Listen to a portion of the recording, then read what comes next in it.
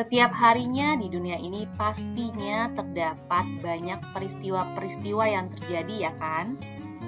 Nah, peristiwa-peristiwa yang terjadi, ada sebagian yang perlu diberitakan atau disiarkan kepada khalayak umum. Nah, maka muncullah berbagai media yang bisa memberitakan hal penting yang terjadi. Bisa melalui surat kabar atau koran, melalui televisi, internet, buletin, majalah, dan lain sebagainya. Hari ini kita akan fokus kepada surat kabar. Nah, dalam surat kabar itu ada banyak kolom-kolom berita. Yang antara lain di dalamnya ya ada mengenai berita yang sangat penting dan harus segera diberitakan atau disampaikan kepada masyarakat. Biasanya letaknya di bagian awal dari surat kabar. Kita katakan itu sebagai hard news.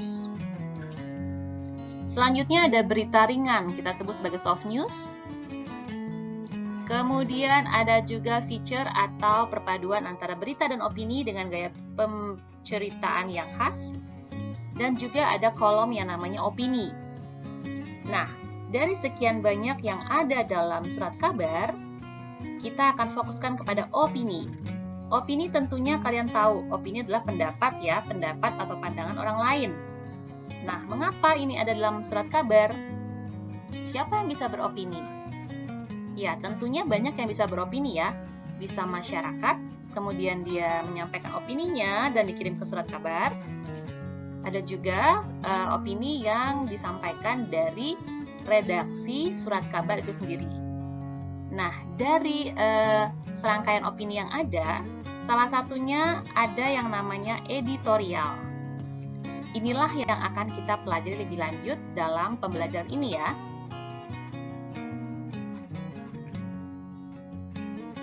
Ini adalah beberapa contoh dari opini berbentuk editorial yang tercetak di surat kabar.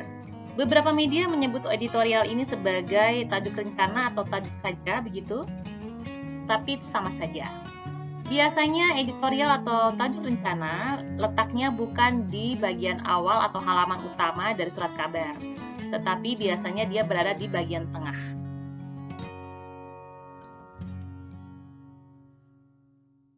Seiring dengan perkembangan zaman dan teknologi, maka surat kabar tidak hanya tercetak dalam bentuk koran atau yang terbuat dari kertas, tetapi juga dihadirkan dalam bentuk online seperti ini.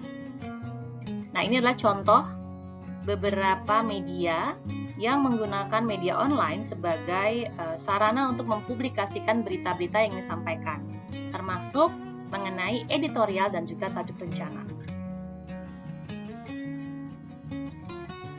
Untuk mengenal lebih jauh mengenai editorial ini, kita akan memasuki materi pembelajaran.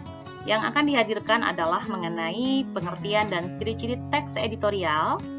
Kemudian yang kedua mengenai struktur teks editorial.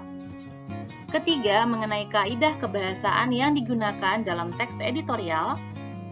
Lalu selanjutnya adalah mengenai langkah menyusun teks editorial. Editorial sama dengan tajuk rencana. Jadi ada media yang mengatakan sebagai editorial, ada juga media yang menggunakan kata tajuk rencana. Tetapi intinya sama saja. Dalam sebuah surat kabar tentunya ada banyak tim yang bekerja keras di belakangnya. Ada tim jurnalis, ada tim berita, ada tim redaksi, dan tim lainnya. Untuk editorial atau tajuk rencana, tim yang mengerjakan atau bertanggung jawab adalah redaksi. Editorial merupakan sebuah artikel dalam suatu surat kabar yang berisi opini atau pendapat yang ditulis oleh redaksi sebuah media terhadap isu aktual yang sedang ramai diperbincangkan di masyarakat.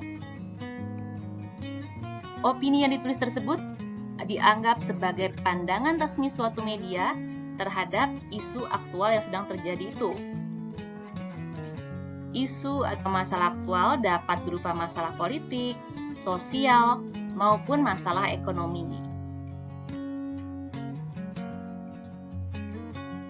Editorial atau tajuk rencana dalam sebuah surat kabar bertujuan untuk memberikan opini atau pandangan redaksi kepada para pembaca terhadap isu yang sedang berkembang atau sedang ramai dibicarakan. Tentunya, opini tersebut tidak hanya opini tanpa dasar, tetapi harus melihat pada fakta-fakta yang terjadi. Kemudian harus ada bukti bahwa apa yang disampaikannya itu bukanlah omongan kosong. Kemudian, ada argumen-argumen yang logis. Jadi, argumen ini berupa opini-opini yang berhubungan dengan fakta-fakta atau bukti-bukti yang ditemukan dalam masyarakat, terutama berhubungan dengan masalah yang sedang diangkat dalam editorial tersebut. Untuk bisa membedakan antara bentuk teks editorial dengan bentuk teks berita lainnya, kita bisa lihat dari ciri-cirinya. Ciri-ciri teks editorial yang pertama adalah bersifat aktual dan faktual. Maksudnya, isi teks mengangkat informasi yang memang sedang hangat diperbincangkan atau dibicarakan di masyarakat. Ciri yang kedua adalah sistematis dan logis. Teks yang tersusun sesuai dengan struktur dan kaidah kebahasaannya. Isi teks editorial itu harus masuk akal atau logis dan tidak bersifat imajinatif. Ciri yang ketiga adalah argumentatif. Nah, disinilah titik berat dari ciri teks editorial. Isi teks editorial itu mengutarakan argumen-argumen pribadi berdasarkan sudut pandang dari tim redaksi. Jadi tim redaksi melihat fenomena apa sih yang sedang heboh nih, sedang viral atau sedang ramai dibicarakan di masyarakat. Itu adalah hal yang bisa menjadi bahan untuk menjadi teks editorial. Seperti itu. Agar dapat menyusun teks editorial dengan benar, kita harus berpatokan atau merujuk pada strukturnya. Struktur teks editorial terbagi menjadi 3 bagian. Bagian pertama adalah tesis atau pernyataan umum. Bagian kedua adalah argumentasi. Bagian ketiga adalah penegasan ulang. Pada tesis atau pernyataan umum, di sini redaksi bisa memberikan pernyataan atau teori tentang permasalahan yang akan diperkuat oleh argumen pada bagian kedua. Nah, pernyataan atau teori ini berdasarkan apa yang dilihat atau apa yang diamati tentang peristiwa-peristiwa yang sedang hangat dibicarakan oleh masyarakat. Di bagian kedua, yaitu argumentasi, di sini redaksi adalah memberi alasan atau bukti-bukti yang digunakan untuk memperkuat pernyataan tesisnya di bagian pertama tadi. Jika ada argumen-argumen, bukan hanya sekedar opini saja, tetapi fakta-fakta apa yang didapatkan itu juga harus dituliskan dalam bagian ini. Dari fakta yang terjadi, kemudian apa opini mereka, harus berimbang. Di bagian ketiga atau penegasan ulang, berisi penguatan kembali atas pendapat yang ditunjang pula oleh fakta-fakta yang ada di bagian argumentasi atau di bagian kedua. Jadi dikuatkan kembali pernyataannya di bagian akhir, yaitu di bagian penegasan ulang ini. Agar kamu lebih memahami mengenai struktur teks editorial, kalian bisa menganalisis contoh dari sebuah teks editorial, kemudian kalian lihat yang mana bagian tesis, mana bagian argumentasi dan fakta-fakta, kemudian mana yang merupakan penegasan ulang. Menyusun sebuah teks editorial tidak hanya berpatokan kepada strukturnya saja, tetapi juga memperhatikan kaidah kebahasaan yang digunakan. Kaidah kebahasaan teks editorial biasanya menggunakan beberapa hal berikut ini. Pertama adalah menggunakan kata keterangan atau adverbia dalam kalimat-kalimat atau paragraf yang disusunnya. Selanjutnya menggunakan konjungsi atau kata hubung, lalu verba material, verba relasional, dan juga verba mental. Mari perhatikan dengan lebih seksama mengenai kaidah kebahasaan yang digunakan dalam teks editorial. Yang pertama adalah adverbia. Adverbia itu disebut juga kata keterangan. Biasanya yang sering muncul atau sering digunakan dalam teks editorial adalah adverbia frekuentatif. Maksudnya adalah kata keterangan ini menggambarkan makna yang berhubungan dengan tingkat kekerapan terjadinya sesuatu. Contohnya adalah kata selalu, biasanya, sering, kadang-kadang, jarang, sebagian besar, dan lain-lain. Kaidah kebahasaan yang kedua adalah konjungsi. Konjungsi disebut juga dengan kata hubung ya, yaitu menghubungkan satu kata dengan kata lain, sebuah frasa dengan frasa lain, klausa dengan klausa, atau kalimat dengan kalimat. Yang biasanya digunakan dalam teks editorial adalah konjungsi antar kalimat. Jadi dia menghubungkan satu kalimat dengan kalimat lainnya.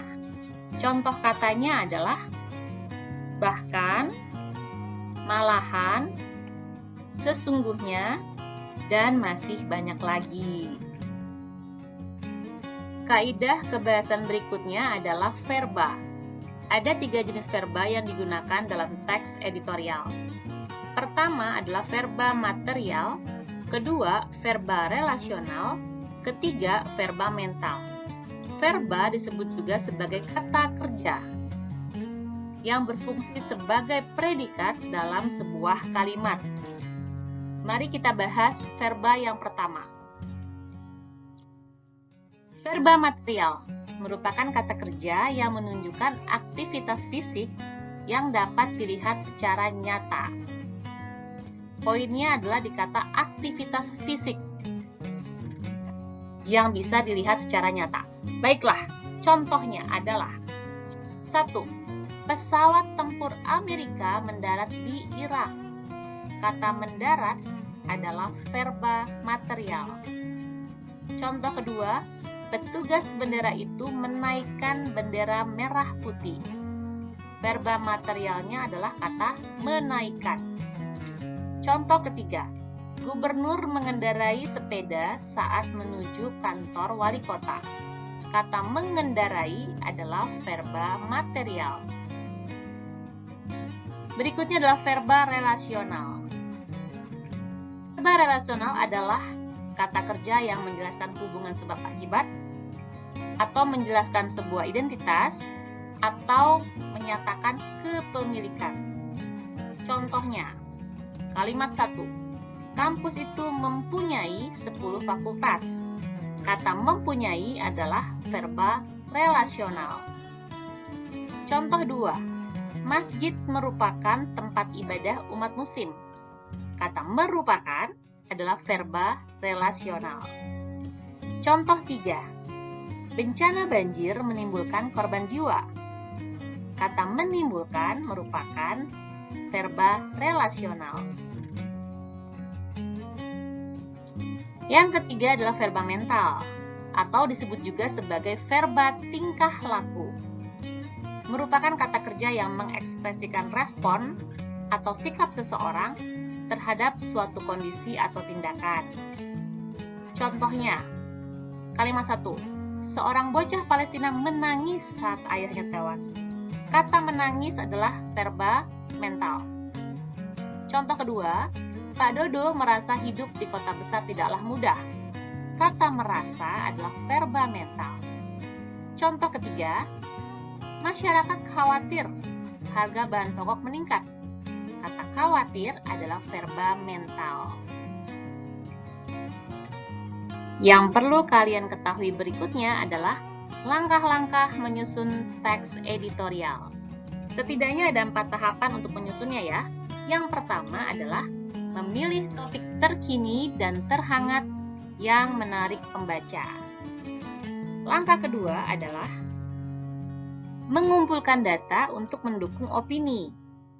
Data-data ini adalah fakta-fakta yang berhubungan dengan topik yang sedang disampaikan atau yang sedang dihadirkan dalam teks editorial. Fakta ini harus mendukung opini yang disampaikan. Langkah ketiga adalah menyesuaikan topik dengan pembaca. Penulis teks editorial harus memperhatikan penggunaan bahasa, pilihan diksi atau kata-kata, fakta-fakta yang disampaikan, opini yang dikemukakan, apakah sudah tepat atau belum ya bagi pembaca.